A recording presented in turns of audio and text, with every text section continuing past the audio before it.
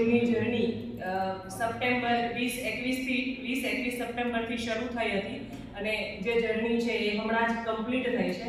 આપ સર્વે પ્રતિસ્પર્ધી કે જે પોતાની કોલેજને ભૂલી અને યુનિવર્સિટીનો ભાગ બની અને યુનિવર્સિટીના પરિવાર તરીકે ત્યાં ગયા અને યુનિવર્સિટીને પ્રસ્તુત કરી એ લાભો અમને મળ્યું એ બદલ આપ સર્વેનો પણ આભાર વ્યક્ત કરું છું અને આપ સર્વેનું બી સ્વાગત કરું છું.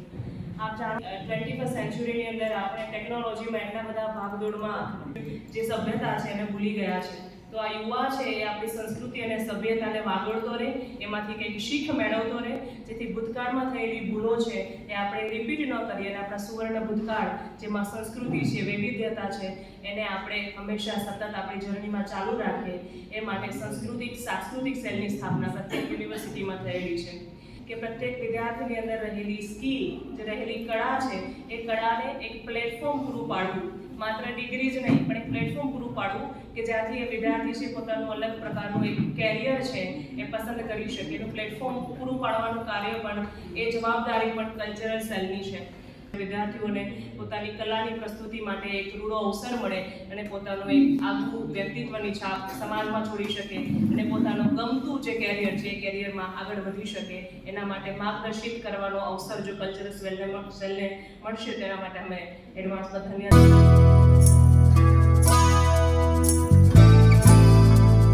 સાંસ્કૃતિક એક્ટિવિટીમાં આપણી યુનિવર્સિટી ઘણા બધા અંશે રસ લે છે, ઘણું બધું સારું કરવાનો દર વખતે પ્રયત્ન કરે છે અને એમાં આપણે ધીમે ધીમે પ્રગતિ કરતા જઈએ છીએ. આપણી જે કલ્ચરલ એક્ટિવિટી છે ને એ બહુ મજાની છે. એ આપણા સ્ટ્રેસ લેવલને પણ ઘટાડે, આપણી અંદર એક ઉમંગ, ઉજાસ, એક જોશ ભરી દે અને સાયકોલોજીકલ રીતે પણ એ બહુ અસરકારક સાબિત થાય છે. એટલે કોલેજ લેવલેથી સાંસ્કૃતિક સેલને વધારે પ્રોત્સાહન આપીને, વધારે બજેટ ફાળવીને અને વધારે સારી રીતે એડવાન્સ તૈયારી થાય એવું આયોજન થાય. આપણા વિદ્યાર્થીઓમાં ટેલેન્ટ કમ નથી જ, એને યોગ્ય માહોલ જો પૂરું પાડીએ, તાલીમની પૂરતી વ્યવસ્થા ઊભી થાય તો એના 100% પરિણામો આવે. એ પ્રકારની એક્સ્ટ્રા થોડી તાલીમ આપીને ગ્રુપમાં તો જ્યારે આવવાનું હોય છે ત્યારે આવવું, પણ અત્યારથી થોડી તૈયારીઓ કરીએ. કોલેજના સામાન્ય ફંક્શનોમાં ખ્યાલ આવી જાય કે કઈ દીકરી કે દીકરો સારું ગાય છે, કોનામાં નાટકની કલા સારી છે, કોણ છે, એટલે એના આધારે જો શરૂઆતથી જ કરીએ તો બહુ સારું કામ થાય.